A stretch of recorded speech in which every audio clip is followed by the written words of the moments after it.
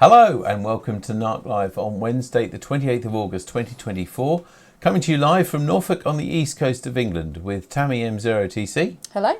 And me, David G7URP. Lovely to see you. On tonight's show, Professor Peter Grant shares with us the story of eminent physicist James Clerk Maxwell.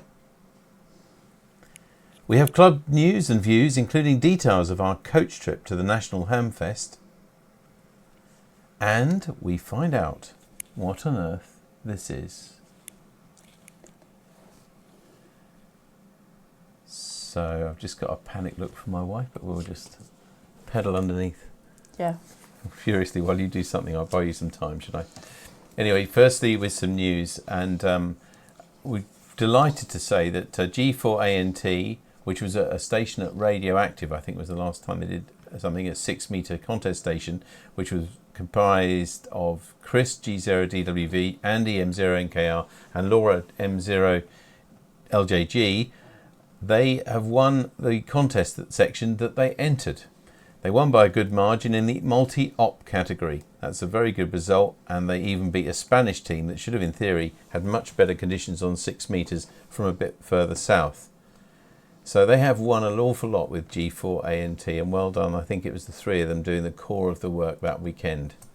So well done to them. That was to really give another station going as well as the CW stations. And talking of contests, we can now talk to you about the Trimmingham contest. The one that's going to be at Trimmingham. It's the VHF 144 megahertz trophy contest. It's coming from this wonderful site at Trimmingham. I hope that they won't get a reason to have the rainbow that you see there on that picture, but it's quite a lovely site apparently to work from, and that's on the 6th and 7th September, so not this coming weekend but the weekend after. We'll let you know a few more details next week, but good luck and well done to them. Now on to something that's close to my heart, because it took quite a lot of arranging this time. The Newark Hamfest, which is the National Hamfest. I think most people would agree it's probably the largest event now of its kind in the UK. It's on Friday and Saturday, the 27th and 28th September, but we're going on the Friday, the 27th September. We've arranged a coach from Norfolk. There are pickup points on the east of the city at Blowfield, and also on the west of the city at the Village Inn at Little Melton, and both of those places are kindly letting us park free, which is one of the big issues when you have when you try and arrange a coach trip. So that's good. It's £30, which includes the entry ticket, which will cost you £7 if you buy a ticket on the day. So that's not bad, I think you'll agree. What I desperately need is for people to book. So far, and I don't want to, I'm sure that it's going to change come the 4th of September, but only 6 people have actually booked and paid, and that includes Tammy and me so far. So I do hope that lots more are coming. I mean, this is not done to make money for the club. In fact, I can tell you that if the minimum of 25 people go, the club will make a tiny loss, actually.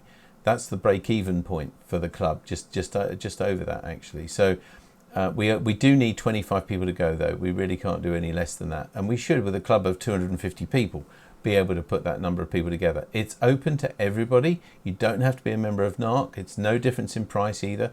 I've already emailed all 4 other clubs in this area, so Lowestoft, Bitton,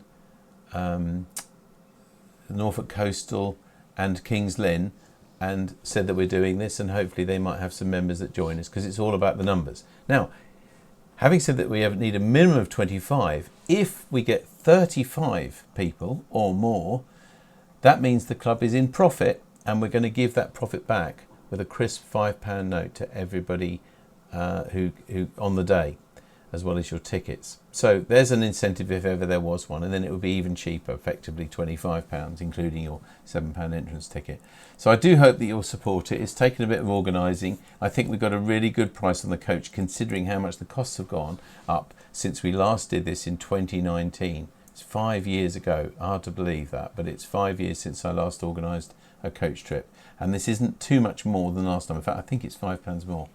So I won't keep going on about it anymore, but please book. Please don't leave it to last minute. And I have to call it on the 4th of September, because that's the date that I have to pay, just after that, pay a deposit for the coach, which basically confirms it. So please support it.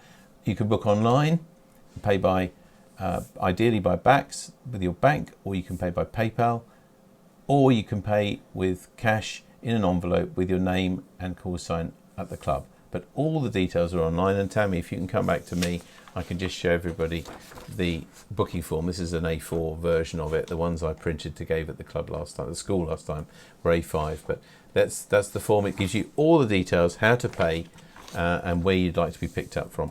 Please support it, because frankly, if you don't, we won't be able to do it, in future years. It just needs 25 people, which is since it's a 49-seater coach. There's lots of space. I won't talk about it anymore now, but please do book it. Don't just say, "Oh, I'll get round to it," because I do need to know. You've got a week now to book. Now, another thing we're putting on is Radio by the Seaside. So it's Radio by the Seaside 2, really. It's at the usual place at West Runton in North Norfolk.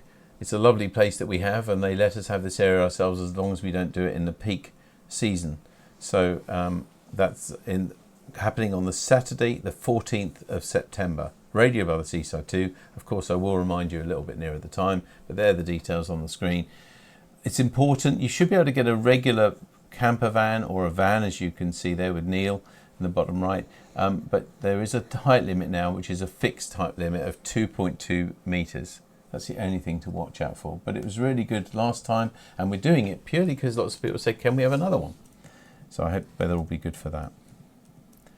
Now I just need to also remind you, we've been talking quite a lot. If you're an M7 or an M6 or an M3 and you've been waiting for an intermediate course, hopefully you've heard about the course that we're running, an in-person course. It will probably be the only one that will run for a year, because we've got to fit in an in-person foundation and advance. And it does, full license it's called now, and it does cost quite a lot to put on. But the course fee will be very cheap. I haven't got the exact fee yet, but we've had 7 people book so far. The course fee will be about £20 to £25. That's the most. You don't have to attend every session. I had an inquiry from somebody who said, "I just can't commit to 5 concurrent Saturdays." By the way, it's on Saturdays, Saturday 21st, 28th of September, and the 5th, 12th and 19th of October. So it's from the 21st September for the following 5 Saturdays. If it's one you can't make, don't worry. We no longer have any practical assessments to do, so you don't have to attend any of it if you don't want to. But clearly, it's going to help you if we do. The level of the intermediate has gone up. It's more in depth now than it was when we last ran one, again 5 years ago. So you may find that you've been waiting for a course. It's again open to everybody. There's no difference in cost whether you're a NARC member or not, because we want the more people that do it, obviously the slightly cheaper it is. We don't want huge numbers of people. We don't want a class of 20 or 30, but we can fit in a few more. So final call really. If you know anybody who's been waiting for an intermediate course and they'd like to join us, then get them to drop me an email and I'll send them details. And one other thing, Fox Hunt, I've been promoting that a little bit. If there are people who would like a second friendly Fox Hunt this summer, we can do one on a Sunday. I think it has to be, just because it gets dark quite a lot earlier now. And we'd be happy to arrange one. The Foxes are happy to arrange one as well, the Bitten group, the winners from last time. I've now got 4 teams who've offered. Now that may be enough. I'm still thinking about it really, but if there's 4 teams, that may be well enough to do it. But if you're interested in doing a Fox Hunt, then please get in touch. If we get 5, it'll definitely go ahead. And finally, for things that are coming up, not really a club event, but tonight at 8 is from the RSGB. Tammy and I host this every month for the RSGB, and on Monday it's Brian G4NNS with an update on the exciting Meteor Beacon project, which uses echoes received by a network of radio receivers. And this is the second part of that, and it's an update really on that. So if you're interested in Meteor Beacon space and using radio to detect these sort of radar principles really, then have a look on Monday night from 8 o'clock. Details on the RSGB website at rsgb.org/webinars. Now on to some members' news. And a few months ago, as you may remember, Tammy and I went to see Rob Howard in his vintage TV and wireless workshop in Norwich to present him with your award for Speaker of the Year last year. Well, while we were there, we saw this wonderful Cape Heart radiogram that he just got in to refurbish. And we did a short video, and we're going to play it for you now. So as a little PS while we're here, Rob said, why don't you have a look at this? Because it's something rather special. So Rob, over to you to unveil this wonderful... It's under several whatever this blankets is. because it's quite a rare beast. Here, and they were bigger. There's a company called Cape Heart, which is big in America, owned by Farnsworth, the chap who sort of come off with their early TV stuff. This looks like a beautiful sideboard. It does. Is a wonderful, the top crank. So it hasn't had. I've still got all the gubbins in from the customer in there, but it is a wonderful radiogram. And this was owned originally by one of the directors of Rolls-Royce, and this was in today's money, £24,000 of the radio. It's £1,500. So in those days, converting from the original price, with inflation, you're looking well over 20 grand to buy some of them. I mean, it weighs just under a quarter of a ton. I mean, I can't physically lift it. No, I can see it. Sort of looks like it's glued down. And it's on. Fortunately, the gentleman has had wheels fitted to the bottom, so you can move it in. But it was on a trolley. It came on in a great big crate that was outside for a while. We did it. But in here is where the speakers are hidden behind this beautiful panel. It also came originally with 4 remote controls that were fitted around the house. Now this is something intriguing. Yeah. So again, the year that 1938. This one. And so I mean, it had wired remote controls. To me, I remember my family didn't have a remote control telly, which you call a sticker remote, until the sort of late 70s, 80s. It was with stuff of this quality. HMV were doing some stuff with remotes, but this is built in the UK. This is a UK Cape Heart, which makes it even rarer because obviously the American stuff doesn't work because it's all main voltage for the motors. So you've got the problem with the 60 hertz. 50 hertz, 60 hertz. This is where the problem is. But this, it's completely motorised volume control. There's no knobs. There's a motor taking the volume up and down.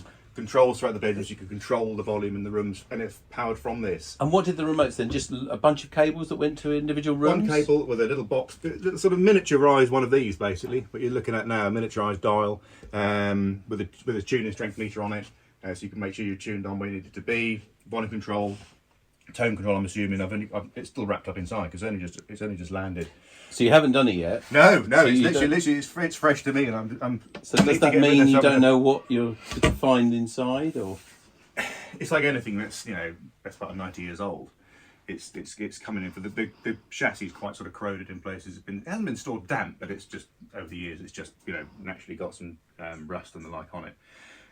But then again, this is bi-amped. I mean, it's crazy from pre-war stuff. It's got a separate amplifier for the bass and a separate amplifier for the treble, and they're both 35, 40 watt output. And it's incredible amounts. So never mind a tone control. No, this has got individual volumes for the different tones of it really was the best you could get at the time, and it's such a rare beast to have one in here. So I'm really looking forward to getting my teeth into it. But I need to get through some of the other radiograms first because I want to have plenty of room, plenty of space. It's got the Farnsworth. You can't see it; it's hidden in here. But behind all this gubbins is this fantastic Farnsworth very early automatic record deck that you can stack 20 records on, and it then turns them over and plays the other side.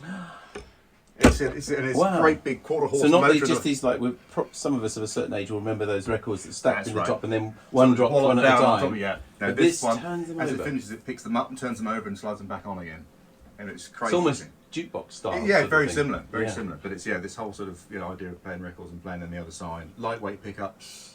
This was the creme de la creme. So yeah, I'll look forward to hearing what it sounds like when it's all done. Do let us know. Yeah, no, I'd love to. Well, you'd love it. Thanks very much for sharing it with us. Not at all, no. You're welcome. That was something, and this is a couple of months ago, as I said, but also Martin, who's of course Rob's dad, G7UGB, has given us an update on the price as well. And just to put it really into context, it's hard to imagine what £1,800 was like then in 1941, but apparently, and ironically really, that was £100 more than a Rolls-Royce in its time. And that one was owned by someone who worked for Rolls-Royce, wasn't he? I guess a senior director or something like that. Anyway, many thanks as well. We've got some pictures, haven't we, Tammy, which Martin sent us when he got it apart. There we are, some wonderful pictures of these speakers. And in this wonderful technological age we live in now, it's easy to forget what that might have looked like in 1941 to somebody who bought it. That's that wonderful record changer, and they're the dual amps. If you look at it, they're sort of two in symmetry, one round and the other way for different speakers. Fantastic. Thank you, Rob, and thank you, Martin, as well, for the updates on that. Finally, just one other thing. I haven't had any other news from you except to point out it's well worth looking at the videos that Daniel M7 HDR sent us on his post, which is on the website and on the last newsletter as well, because they feature one and only Jim Baker, G3YLA, looking a little bit younger, I think, which is fair, absolutely fair. And he was talking to people about the ham radio hobby and also about the space age side of hobby as well. So well worth a look on that. I just thought I'd highlight those for you. That's enough from me. Little People, Tammy, what have you found? Little People this week. Here we go. It's a theme today because obviously the Paralympics start today. Of course. So this is a different form of wheelchair tennis. So is that a model of a note that someone's made, do you think? Yeah. And how on earth did they do that ball? Have you thought about that? That's what I'm wondering. It might be superimposed on the back, so a blob. It could be, because they don't fiddle about with photography-wise, do they? It's always for real. Occasionally they do. Do they? A few bits, yeah, but most of it is it's real. very clever anyway. Miniature-calendar.com, as we always say. A new picture every day, and Tammy picks one out for us. And good luck to everybody in the Paralympics. We went in 2012, didn't we, to see the Paralympics? We did. It was absolutely amazing. Absolutely incredible. Yep. Made you feel very humble, actually, to be fairly able-bodied, in fact. Wonderful. Well done. And good luck to everybody there. So do keep in touch with what you're doing. We'll meet here again in 2 weeks' time. Just send us your news to radio@dcpmicro.com, usual address for anything to do with the club. And if it isn't, that goes to me. And if it's not ideal for us, if it's something to do with the courses or something like that, I can always forward it to whoever deals with that particular thing. Just got time before we meet tonight's guest to go through last month's competition, when we asked you, what on earth is this? When I looked at this, I couldn't decide whether it was easy or not. But then it's always easy when you know what it is, isn't it? Anyway, let's go through the answers. We only have 5 people give guesses to this. Brian M7SEY says it's a ribbon connector used for connecting between a controlling board to, say, a screen or a storage medium. Sometimes the culprit can cause a bad connection when dislodged for some reason or corrosion on the contacts. Fixed several things during his life whose ailments were bad connections caused by these connectors. Julian M0NUX. This looks to be a flexible PCB used to make the interface with complex LCD displays with many display elements and the drive and circuitry, sometimes with a rubbery block of conductive wires to connect the glass substrate to the PCB. Bob G6PWS says, my theory is a flat ribbon cable, many adaptations of this, and it could be a TFT screen or some other microprocessors. Steve G3EVA, this week's What on Earth looks like a TV screen ribbon cable. And Nev M0NFY says, looks like a PCB mounted IDC socket, but I can't see the ends of it, so it could be for DRAM or similar memory. And the answer is... It is a flexible ribbon, actually from an LCD screen to circuit board, and that's sent to us by Donard M0KRK, of course, recycles TVs. And makes wonderful lights and things for around his house. And that, I think he said when he sent this picture in, that this is the one from the television we gave him to take apart as well. So well done if you got that right, and thank you for entering. Now we've got a whole new competition for you. In 2 weeks we'll ask you, what on earth is this? It's obviously a tool, but what's it for? What's it called? What do you do with it? How do you use it? We'd love to know. Answers to radio@dcpmicro.com, please. And by 3 o'clock on Wednesday week, and then we'll reveal all it in the evening on NARC Live. So, just to quickly go on what's happening at the club this week before we meet tonight's guest. On Sunday we've got the GB2RS News at 7 o'clock on GB3MB. On Monday night, at 7:30, the Monday Night Net on GB3MB. The CW Net, by the way, is being rested for the rest of the summer, and they'll come back to us in October. And next Wednesday, September the 4th, it's an informal social meeting at CNS School from 7 to 9:30. including the show and share table. Don't forget, for anything that you don't need anymore, put it on there and somebody else will make use of it. I'm really amazed at how big that table gets. It's mass growing, isn't it? I know, and I every kept week. thinking this is never all going to go, but it does. So Okay, you're going to take some stuff. You're not going to take any of mine, are you? I hope. Is this? I'm going to have to watch this. Right. You'll have to vet what you take, okay. Tammy, please. Don't forget as well, that is the deadline for booking for the Hamfest as well. Very important. And don't forget to please send us your stories, your pictures, and also this, of course, the card. We're very happy. We sent another one this week. The recipient won't have quite got it yet, but it's a birthday, for a special birthday for a fellow club member. So there we are. If you've got a birthday coming up in the next few days, be afraid. Be very afraid. Send us to radio@dcpmicro.com. We just need the name and address. We'll add your name to ours and send it to whoever you'd like us to cheer up. Now tonight, we've got a special guest with us, Professor Peter Grant from Edinburgh University. And I don't know whether the name James Clerk Maxwell means anything to you, but he really should, because he, I think, is widely discovered to have worked out the theory of electromagnetic radiation, which of course is how our hobby works. But I'm not going to speculate anymore because we've got an expert to tell us all about him tonight. So really pleased to welcome Professor Peter Grant from Edinburgh University. Hello, Peter. Hello. Thank you very much, David. Oh, well, it's wonderful of you to come and enlighten us on this. I did say when we met for a rehearsal a week or so ago, I did ask you if you're a radio amateur, and I think you said no at the moment. But you know an awful lot about James Maxwell, and we're looking forward to hearing about it, because I know it's going to be at the heart of a lot of the things that we use nowadays, and of course our hobby as well. So over to you. Before I do that though, just to say to everybody at home, if you've got questions or comments or anything, then please do ask Peter. Put them on the usual places on Facebook and on BATC, and we'll be sure to ask Peter at the end. But now over to Peter for the presentation. Okay, well, thank you very much for the invitation. I'm going to deliver this presentation in 4 sections.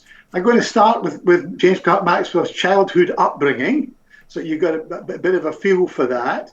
Then I'm going to go through his career and his major scientific contributions.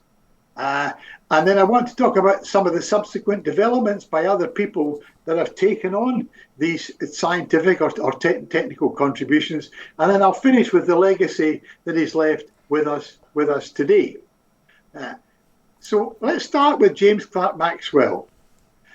Maxwell is recognized as the most significant physicist in the era between Newton and Einstein. And I'll explain a little bit more of that later. This actually is a copy of the bust that exists in the University of Aberdeen, because Maxwell's first position was as Professor of Natural Philosophy at Marshall College in Aberdeen. There were 2 colleges in Aberdeen, Marshall College and King's College, and these 2 colleges amalgamated in, I think it was 1860, to become the University of Aberdeen. So this is a copy of the bust that they created of James Clerk Maxwell. Now let's talk first of all about some of the background, some of the family background to Maxwell, because most of Maxwell's family were legal. They were lawyers, or as we'd call in Scotland, advocates. But one person was his great uncle, and his great uncle was called Clark of Eldon. He was a fellow of the Royal Society of Edinburgh. That's what I mean by FRAC. And he was, among the things that he did, one of them was he was a naval tactician. And the issue was that the light-coloured ships A, B, and C would be the English ships. And the English ships were well equipped with as powerful cannons as the French and the Spanish. So you had to have a tactic, and the tactic that he produced was cutting the line. So he basically forced the ships through the enemy line rather than having broadsides, and that was the way they were able to make the maximum use of their cannons, which had slightly shorter range than the enemy. And this technique was actually used by Nelson, I'm reliably informed, was actually used by Nelson at the Battle of Trafalgar. So that's one individual that was related to Maxwell in the earlier days, that was doing something that I would say was technological, and that was from his father's side. And the other person was Maxwell's cousin from his mother's side, and his cousin was William Dyce Kay. He was a civil engineer. He designed Aberdeen Harbour, breakwater, and the lighthouse. And this is a picture I have from this era, and you can see it's a very, very stormy day. And this design of the breakwater to protect the harbour and the lighthouse on the end was done by a cousin of James Clerk Maxwell. So although the family was mostly legal, there was essentially some element of technology in Maxwell's forebears. Now, Maxwell's birthplace is number 14 India Street in Edinburgh. And Maxwell was born here on the 13th of June, 1831. This is a Georgian townhouse in the Georgian part of Edinburgh. We call it the New Town. However, Maxwell only stayed here for 2 years because his father, by this stage, had moved from being a lawyer to having a country estate in the southwest of Scotland. And we refer to the country estate as Glenlair, because that's the name of the main farmhouse, or the main house that's on this estate. So Maxwell was born in Edinburgh, but actually he was only lived in this house in Edinburgh for 2 years before he moved to what was essentially Galloway. Now it's the county of Dumfries and Galloway, but Maxwell actually lived quite a lot of his life in Galloway. And this is a picture of the Glenlair house today. When I visited Glenlair something like 15 years ago, the building on the building on the left had a roof but no floors, and it had windows, so it was wind and watertight. And in the middle, you'll see a building that's been recently refurbished. When I visited it, there was no roof in that building. We walked around the inside, but Glenlair was the country family home of Maxwell. And it's actually a separate trust. It's owned by a man called Duncan Ferguson. He was a naval captain, Captain Duncan Ferguson. He has his own charity, which is called the Maxwell at Glenlair Trust. So in Maxwell's childhood, Maxwell's mother described him this way. In the written papers, he has great work with doors, locks, and keys. And in Scots, show me how it does, show me how it operates, is never out of his mouth. He's always asking things. And he's also very keen on investigating things like the hidden course of streams. What happens when a stream comes to a wall and it goes down underneath and comes out at the other side? And particularly the bell wires in the house. The old house in Edinburgh where Maxwell was born and where he lived for the 2 years is on 4 floors.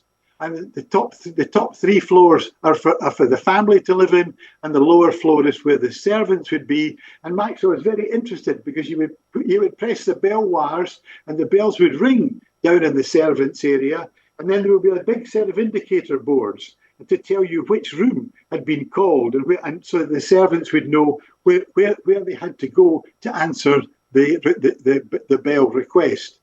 Now, Maxwell's mother died when he was only 8 years old. So Maxwell was living at Glenlair, but when he was 8 years old, his mother died of stomach cancer. At that point, Maxwell was being tutored by a personal tutor, but his father decided that wasn't a satisfactory way of having him educated. So as I'll mention in a moment, that's when he moved back to Edinburgh. Now, Maxwell had a cousin called Jemima Wedderburn.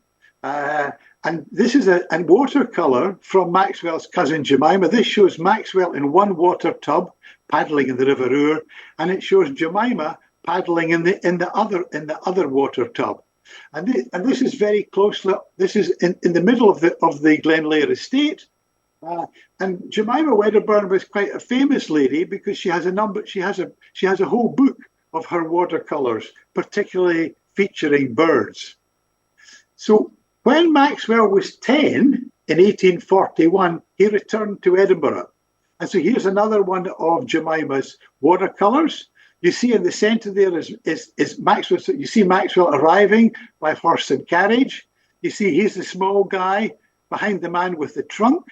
And when Maxwell came back to Edinburgh, he didn't stay in the house he was born in India Street. He stayed round the corner in what's called Heriot Row, number 31 Heriot Row. And this is dated 18th of November, 1841. And Maxwell came back to Edinburgh, and he then was educated at Edinburgh Academy. Edinburgh Academy is sort of like the premier school in the city of Edinburgh. There's a number of public schools in Edinburgh, but the Academy is seen as one of the top ones. So he came and stayed with his aunt, and then he went down the hill to study at Edinburgh Academy. Now, when Maxwell came back from the countryside, he had his Glenlair address was rather inappropriate for an Edinburgh school. This is a photograph of him at the time, courtesy of the Cavendish Lab in Cambridge. And this country dress and his strong country accent, and he came from the country of Galloway, led to him being called Dafty when he was at school, because he was ridiculed quite a bit by his school friends. Now, so let's talk a little bit. Let's move on to some of the scientific achievements of Maxwell. We are very grateful in the little museum that we have in Edinburgh to have this is Maxwell's first technical paper. We refer to it as the Oval Curves manuscript that he wrote in 1846. And we have here the original of this manuscript, and we have this on loan from the Edinburgh Academy. And he wrote this when he was aged only 15, and he wrote this manuscript about what we refer to as oval. It says at the top ovals, so we refer to it as oval curves. To explain to you a little about what's contained within this manuscript, if you want, let me take you back. If you want to draw a symmetrical oval, if you take a string between the two focal points A and B, and if you just have that string going to the point P, and you draw that, you get a symmetrical oval. And if you want to generate more of an egg-shaped or an asymmetrical oval, what you have to do is you have to take the string and fold it back from one of the focus points. And then when you move that string round, then it generates an oval that is a true egg-shaped oval. And this is part of what's in this paper about oval curves. Now, the paper, Maxwell was only 15, but he couldn't therefore present the paper himself at the Royal Society of Edinburgh. So he had to be read by Professor Forbes, and Maxwell was able to sit in the audience. But Maxwell was only a schoolboy of 15, so he wasn't allowed to present the paper himself. But the paper was presented by another fellow of the Royal Society of Edinburgh, which actually was Professor Forbes. So this is Maxwell's earliest work, and he's doing this when he's just a schoolboy. Now, then, the second thing that we know about Maxwell is there was a competition organised by the University of Cambridge. And it concerned the rings of Saturn. So I put this slide up. First of all, you don't really need to be reminded what the rings of Saturn are. Now, in Maxwell's time, the University of Cambridge set this Adams Prize. It was an annual prize. And in 1857, the prize competition asked, what is the composition of the rings of Saturn? And they gave a clue. They said, were they solid? Did they comprise gases, or did they comprise individual particles, which at the time they talked about isolated masses? And when thinking about this in 1857, you have to recall that telescopes were very, very primitive in that era. So you couldn't sort of look with a telescope and find out what was the composition of the rings of Saturn. So Maxwell, in 1857, started thinking about this. And he postulated that Saturn's rings comprised discrete particles, and he went beyond that and he demonstrated the stability of the particles. So the particles were rotating round around the planet of Saturn, but also the particles are moving in and out, as sort of shown by the movement on one of the red dots. And Maxwell produced a mathematical theory for this, and therefore came to the conclusion that the particles had to be individual particles, or as were referred to, isolated masses. So we have from Cambridge a copy of the model that Maxwell built at the time, and you saw the red, but let's not worry about that. And you see that as you move the particles round the centre, they're moving in and out. They're on a slightly different distance from the centre, and as you move it round, you get that. So Maxwell came with this.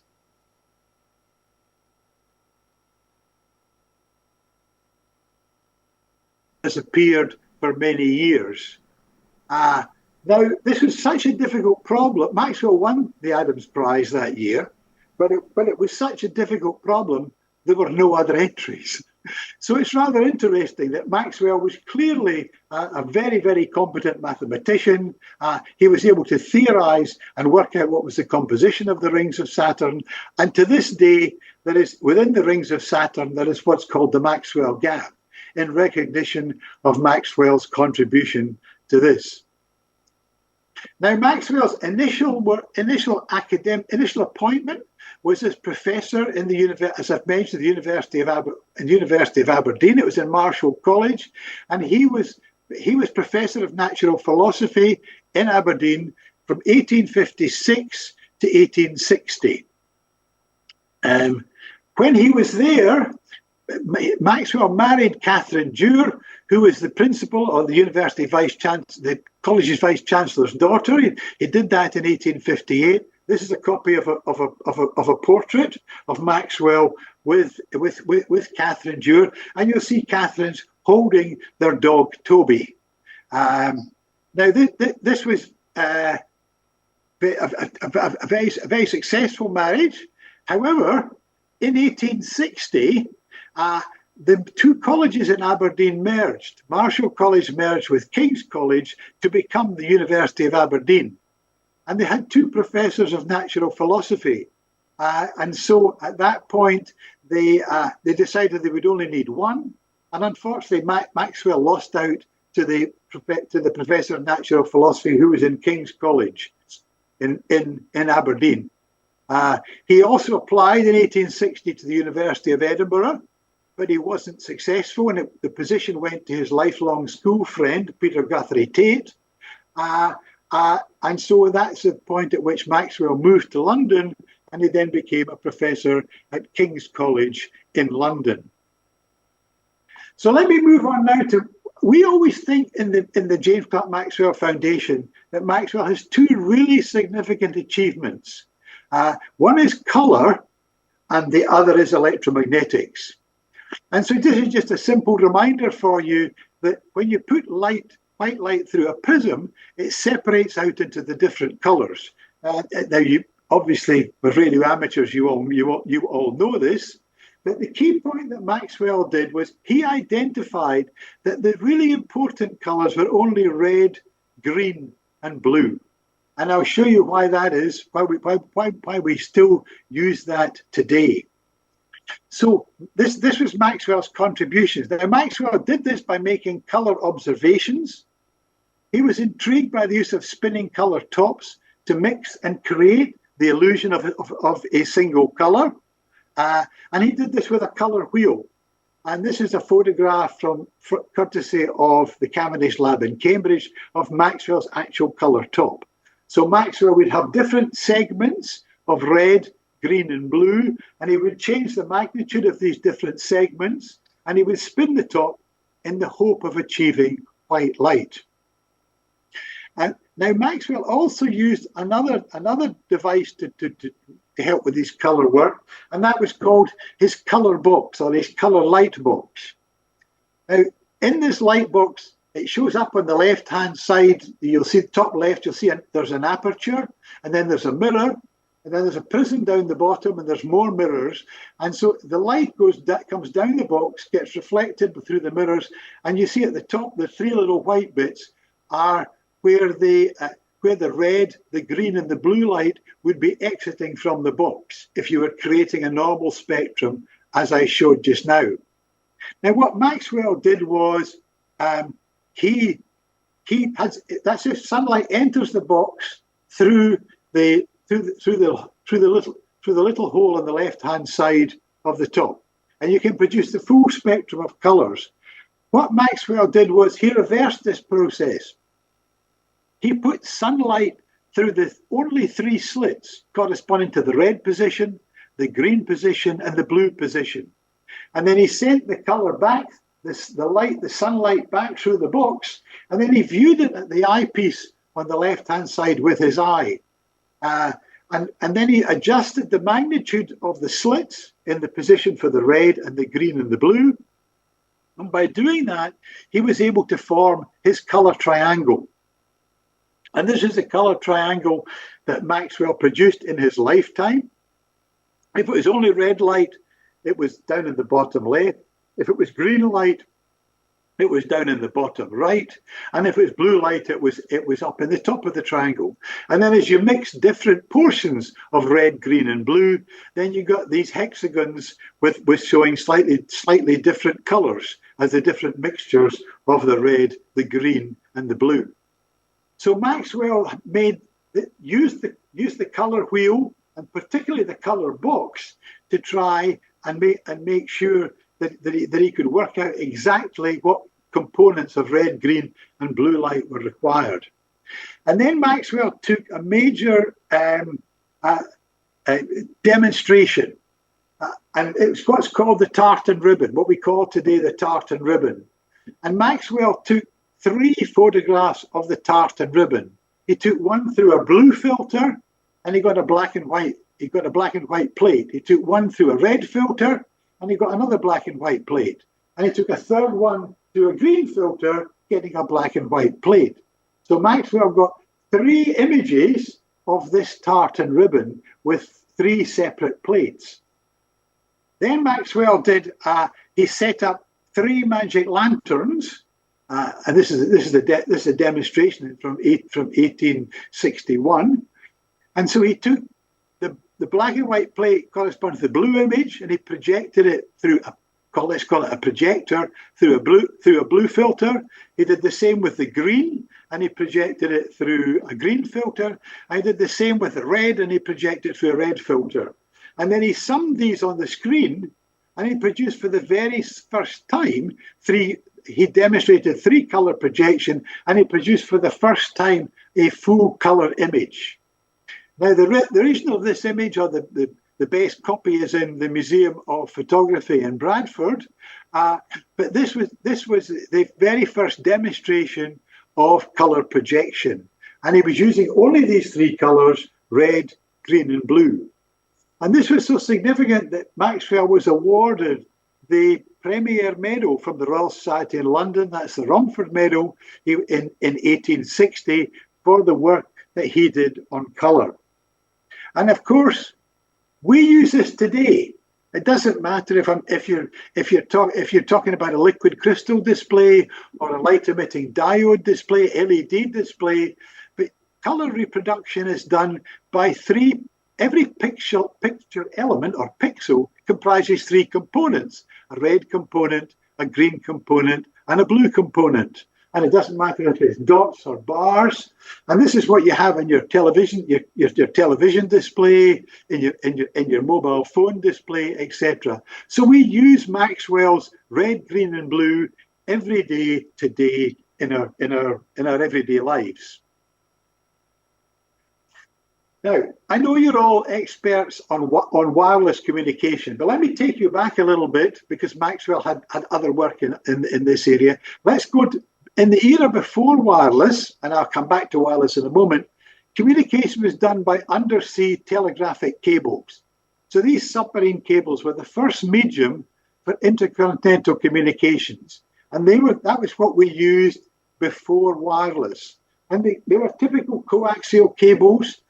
There is some examples there on the right-hand side, and the left-hand side shows a map from a given year, and you see across. They started off with cables across the English Channel, and it wasn't very long before they're having cables across the Atlantic. Now, of course, the data rate was unbelievably slow. It took several seconds to send a character. And one of the issues with these cables was they often broke, or people didn't know how good the conductors were, and in particular, what was the resistance of the conductors. But the submarine cables were pioneered in the 1850s by particularly three individuals. There's William Thomson, Lord Kelvin, the famous man from Glasgow. In the middle is Fleming Jenkin. Fleming Jenkin was a cable engineer, and he was the first Regius Professor of Engineering at the University of Edinburgh. And Cromwell Varley was another important engineer. But what they lacked was a standard measure of electrical resistance to measure the cable resistance, because every country tended to have its own measure, and they would have coils of wire, of different types of wire, or Werner von Siemens had a meter column of mercury that he used as a standard for electrical resistance. And so there's a clear need to have the first common standard. So Kelvin and Maxwell were busy on working on this, and this is a photograph of a portrait that exists in the IET archives in London, and this was Maxwell sitting working on an instrument that was designed by Kelvin that was used to define the unit of electrical resistance. And there was a coil there was a magnet in the middle, there was a coil there, and the coil was spun. The coil was spun or rotated, and this is the way they used to work out what was to provide a full first international standard for electrical resistance. Now, also, if you happen to be in Glasgow and you go to Glasgow University up at the top of the hill, there's a museum there, a technology museum called the Hunterian Museum. And we have in the Hunterian Museum one of Kelvin's pieces of resistance measuring apparatus. And on the side of it, we have a historical plaque. And the IEEE in New York allows you to bid for these historical plaques. And I actually bid for this plaque, which is located in the Hunterian Museum. And this talks about the standardization of the unit of resistance between Fleming Jenkin, Maxwell, William Thomson, Lord Kelvin, Werner von Siemens, and others at the British Association for the Advancement of Science. And the unit is now called the ohm, after Georg Simon Ohm, and is the resistance of a conductor. As you all know, if you have 1 amp, and it produces a potential difference of 1 volt. And I actually did the bid for this plaque, and we were successful, and it was unveiled in 2019.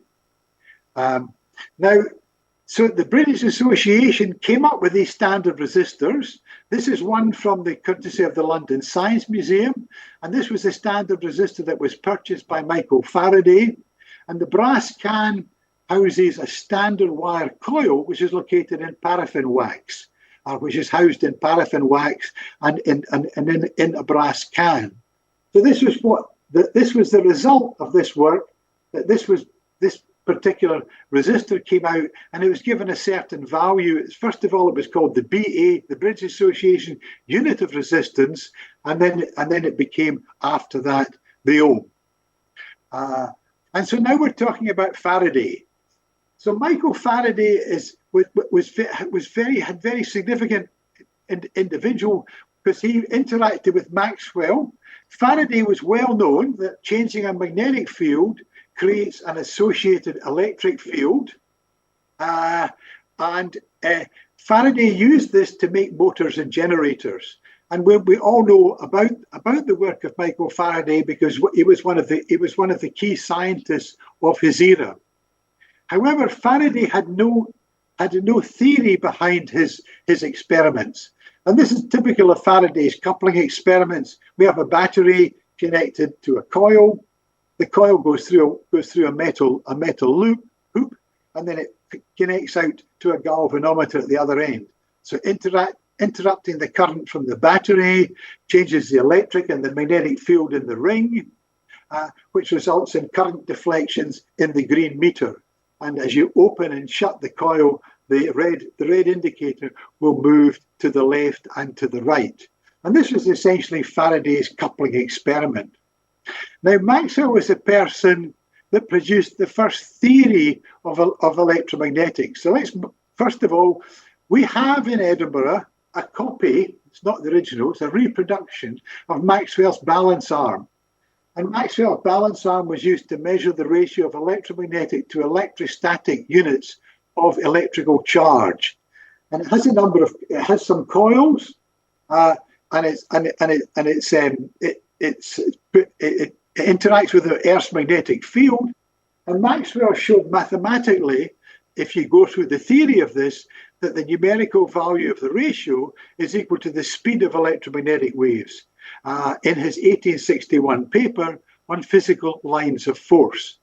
And Maxwell actually, when he did this experiment, he actually got the velocity of light, the speed of electromagnetic waves, to within 4% of the value for the speed of light or the speed of electromagnetic waves that we use today.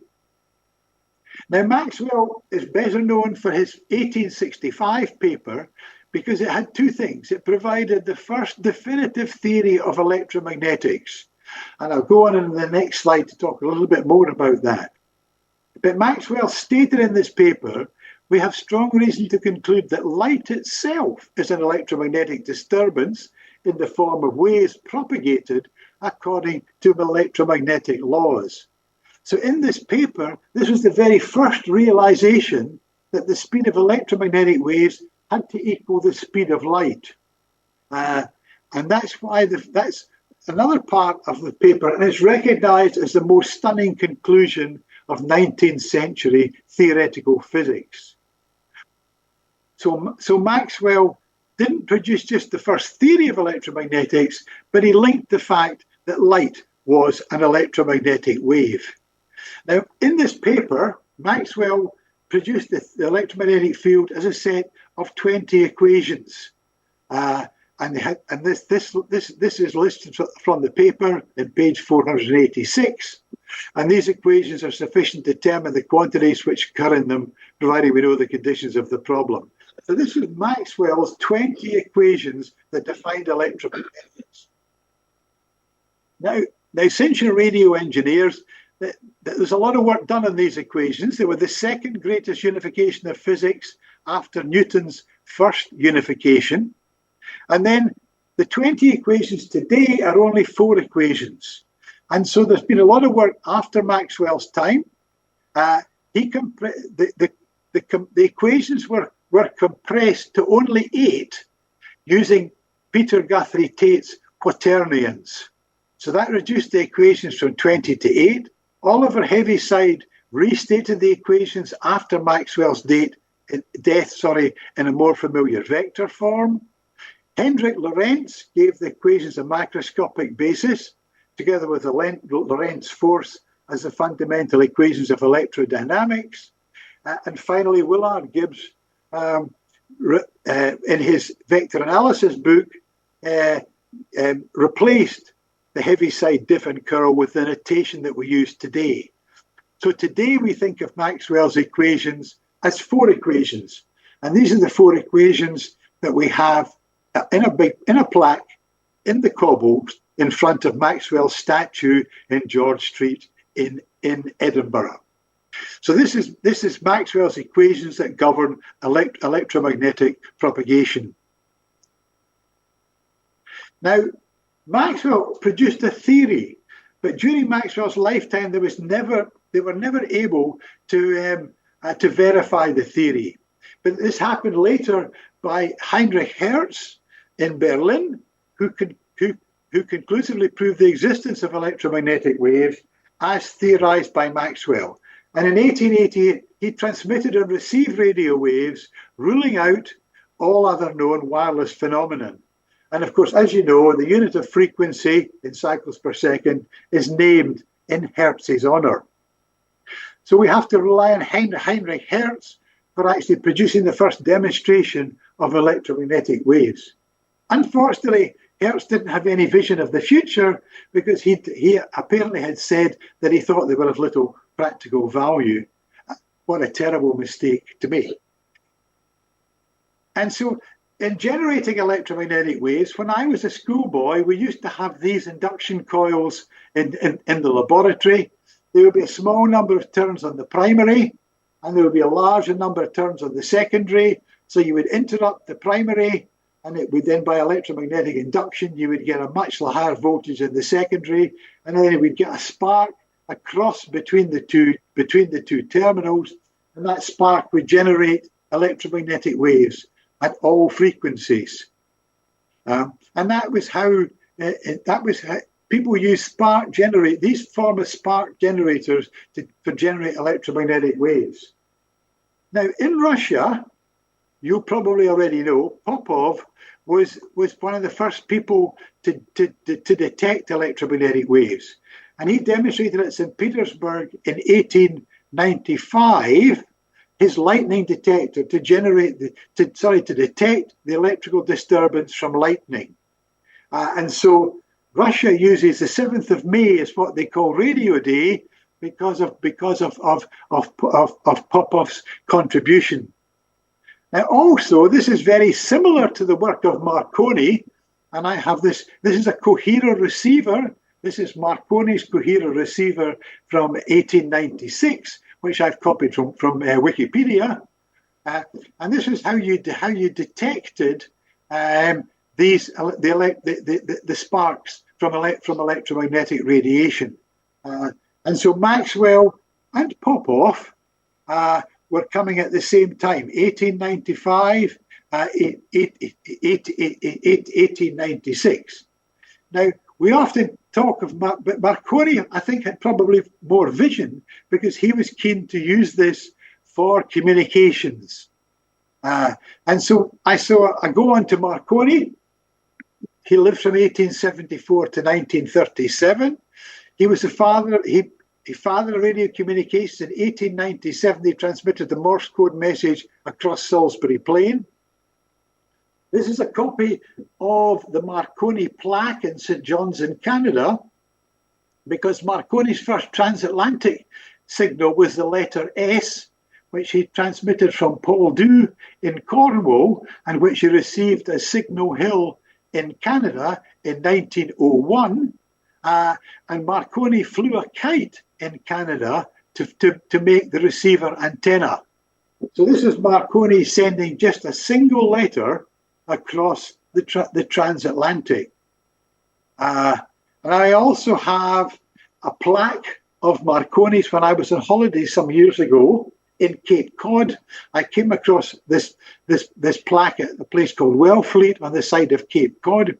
And this was Marconi's first, one of his first wireless stations.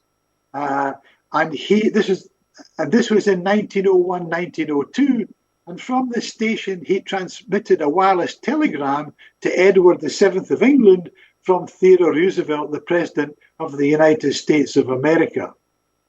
And at this plaque at Wellfleet in Cape Cod, there's a little model. You see on the top of the plaque, there's a sort of a model of the radio. There's a diagram of the radio station. And in the glass cabinet, I was able to photograph this model of Marconi's 1902 transmitter. Now, there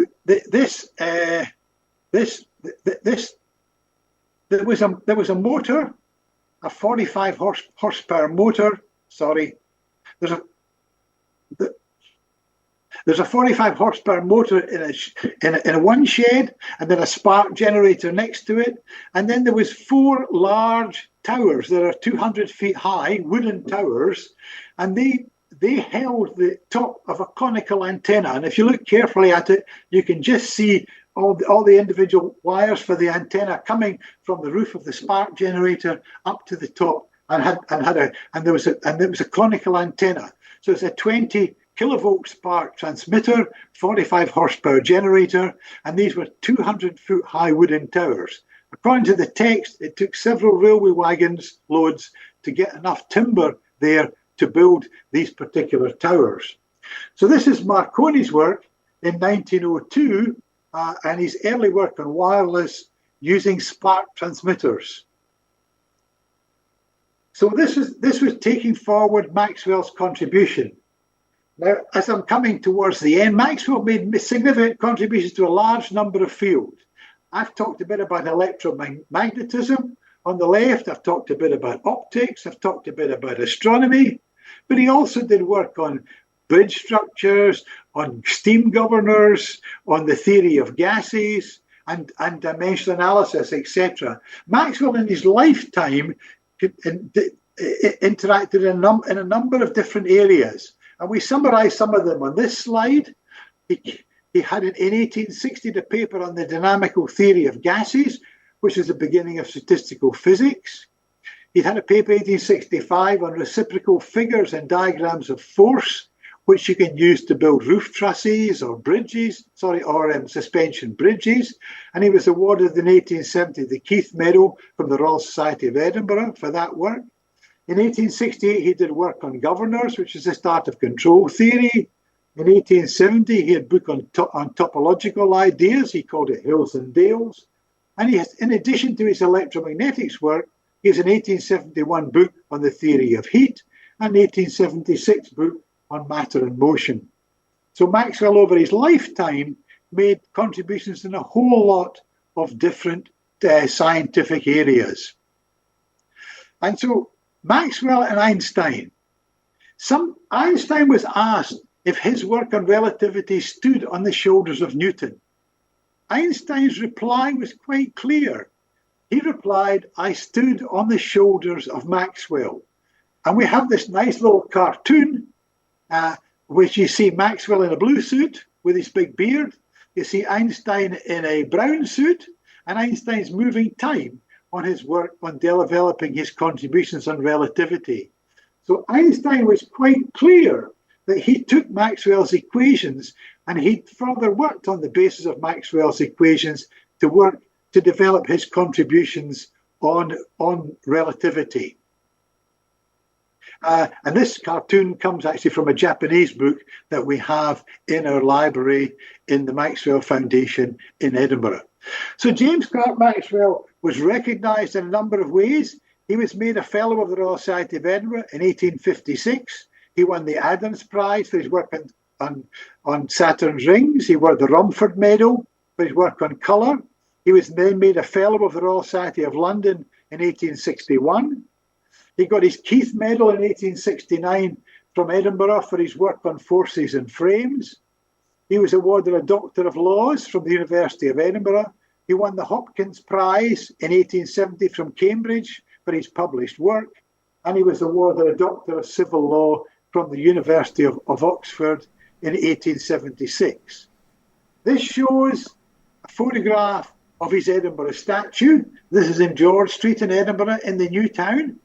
You see Maxwell is there with his colour wheel, and underneath his feet is his dog Toby, and you can just see the head coming out at the right hand side. And this statue was unveiled in 2008 by the Scottish sculptor Sandy Stoddart. It's amazing how badly Maxwell is recognised. Many of the regular people in Edinburgh have absolutely no idea who he is or what his contributions have been. And if you stand beside the statue and the tour buses come by, as an electrical engineer, it's just amazing what some of the tour guides say. So on the side of the statue, because Maxwell sits between Newton and Einstein, there are these two friezes. The top frieze is the School of Newton, where you see in the middle the prism, and lights coming along through the prism, and the person's pointing down towards the colours which are on the ground. And the lower one shows light being bent in space and time, because this is due to the School of Einstein. Unfortunately, the words Newton and Einstein are not contained on the base of the statue. You have to look at the statue and work this out for yourself.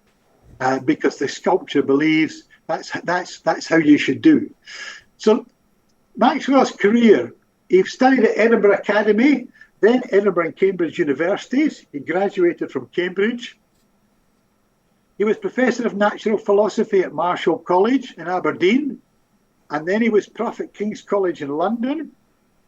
In 1865, he went and did private study at Glenlair, but in 1871, he founded and directed the Cavendish Lab in Cambridge. So he was invited back from his personal work to become a professor in Cambridge to found and direct the Cavendish Lab. He's buried in 1879 in Parton Cemetery, which is very near Castle, just north of Castle Douglas, in the southwest of Scotland. And this is his gravestone. The grave is for his father and his mother, John Clerk Maxwell and Frances Kay, and then there's James Clerk Maxwell, who died in 1879, and then his wife, his widow, Catherine Mary Dewar, who died in 1886. In India Street, 14 India Street in Edinburgh, we have a small museum. If any of you happen to be in Edinburgh, then a trustee has to open up or to host you around through the museum and make sure we have no staff. So, but we're open most Tuesdays, sometimes other days. The exhibition room has a number of family portraits, and it has a big display case which contains, for example, some of the colour slides and some of Maxwell's medals, Peter Guthrie Tate's medals, and Maxwell's famous manuscript on oval curves. In the library behind, we have a number of green wall panels that describe Maxwell's other many scientific achievements. And we have a library with a number of books that are related to various individuals, scientific individuals, Newton and Einstein, and Faraday, as well as James Clerk Maxwell. In the upstairs room, we have a number of wall panels that describe Maxwell's life and his poetry, and we have on display some more of these copies of some more of the watercolours by his cousin, Maxwell's cousin Jemima Wedderburn, and his aunt Jane. So it takes an hour to have a tour around the house. We're very pleased to host visitors. We have quite a large number of visitors, particularly from America and from the Far East, where Maxwell is much more widely recognised. So I'm just going to finish by reminding you the impact today. He produced the first definitive theory of electromagnetics, and we use this in radio, cellular telephones, TV, radar, GPS, TomTom, etc. So his electromagnetics is widely used. And then he also did all his work on colour. We only need 3 primary colours. And of course, this is contained in colour TVs, in computer displays, in cell phone cameras, in photography, etc. So Maxwell has a major contribution in our life today. And I'd just like to finish that and thank you very much for listening for my presentation on James Clerk Maxwell, who is recognised internationally as the greatest physicist of the 19th century between Newton and Einstein. Thank you very much. Wow.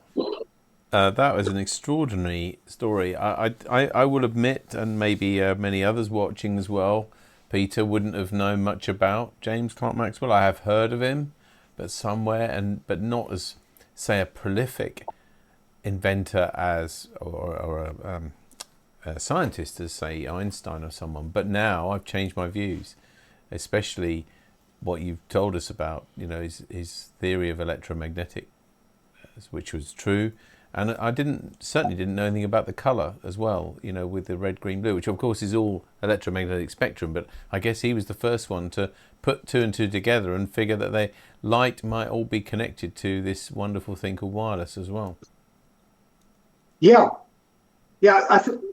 Well, the work on colour is really significant because he was awarded the Rumford Medal as the top medal of the Royal Society in London, and he was I mean, there was people before him that were doing work on colour, but he was the first person to actually identify it was red, green, and blue. Yes, extraordinary, isn't it? And yeah, to show that light box, which I think you said he did at quite a young age. Yes. I mean that I remember having a light box a bit like that, a bit smaller at school with diffraction to show diffraction. Yes, extraordinary that he came up with that. And I think the letter that you showed by him, or his maybe it wasn't a letter, it was a manuscript or a theory. He was 15, is that right? He was 50. He wrote that when he was a schoolboy at Edinburgh Academy, and he was only age 15. Yes. And it was so significant it was able to be read at the Royal Society of Edinburgh as a paper read by Professor Forbes. Maxwell was apparently in the audience, and it's just he was just an amazing person, and that's what puts him really between Newton, puts him in the same caliber as Newton and Einstein. But he's really he's not at all recognised. If you go to YouTube. And you look up James Clerk Maxwell. There's a very good talk for about half an hour or 40 minutes, and it's called A Sense of Wonder. And this guy walks around the town of Dumfries with a portrait of Maxwell, and he asks the general public, "Who's this?" And very, very few people are able to answer who he is. That's extraordinary, isn't it? It's extraordinary. Yeah. I was going to ask. And this doesn't offend you. I don't mean it in any way. But us down south, shall we say, I think, well, certainly myself. Anyway, I can only speak for myself. I feel that Scots are generally very patriotic, maybe more than us. So, would it be fair to say that James Clerk Maxwell is better known in Scotland because of the teaching in schools and things, or do you think he's just largely overlooked? No, he's largely overlooked. The teaching in schools isn't brilliant. I mean, that's one of the things the foundation is currently trying to do. We're trying to get more recognition of Maxwell and other famous scientists like Hutton, for his work on geology, for example, and Lyell. And there's many other scientists. We'd like to try and get that better understood in the schools. And so that's the thing that we're actively working on at the moment. Yeah, it is extraordinary. I've got some questions and lots of comments, by the way. What a remarkable man and things like that. I probably won't go through all of those, but there's a few questions for you. I don't know if you know these. So Steve G3EVA says, extremely good presentation, very informative. A fairly short life at 48 years. Do you know what the cause of death was for him? Yes, yeah. Maxwell's mother died of stomach cancer, and Maxwell also died of stomach cancer. And one of the unfortunate things is Maxwell had no family. So the house in Edinburgh, when it was eventually sold, went to a cousin. Unfortunately, he just died from the same illness that had taken his mother away when he was aged 8. Yes. Ken G3UDA says, when condensed, Maxwell's 20 factors down the curl equations not so intuitive. This is you have to really understand the mathematics to get through this. I'm basically an electrical engineer. I'm not a microwave engineer, and it's quite difficult to describe that simply. But that was my best summary that I had on that slide. It was very good, much better than any of us, I'm sure, could do. Steve G0KYA says, how long did it take him to derive his 4 equations? Do you know, roughly? I think he probably worked on that for something like 4 or 5 years, because Maxwell had his paper in 1865, and then after that he produced a textbook, his treatise on electromagnetics. But the textbook didn't come out until about another 7 years later. So yeah. So he was he was working on and off on it along with other. I would speculate he's working on it along with other things. Yes, I mean he had such a broad knowledge, didn't he, of everything really. It seems to me. But I guess early inventors, and I'm calling him an inventor. It's probably not fair, but early scientists and things had to have a big, broad knowledge, really, I suppose, to start putting together some theories for how things worked.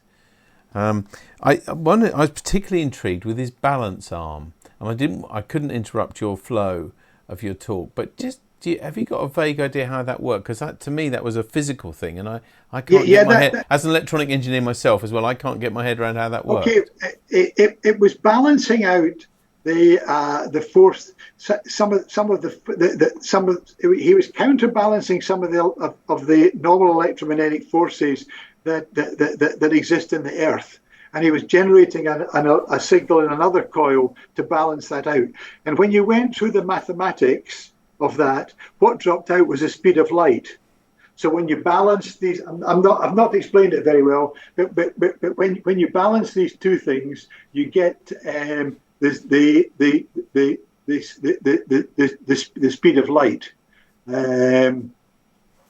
That's extraordinary. Tom Miller asks, what are the 4 equations on the plaque? These are the equations today that everybody uses as what are Maxwell's equations.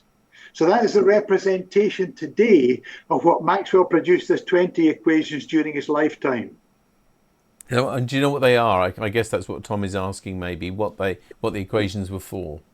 One's Ampere's law. You're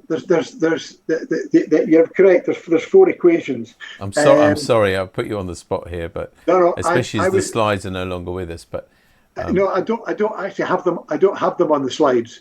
I would refer you to back to if you go to the James Clerk Maxwell Foundation in Edinburgh, you'll find there's a number of online resources there. And that would be your best place to try and dig into that. And in fact, there's some articles on the equations in our newsletters. So if you look at if you go to newsletters, look at the newsletter archive.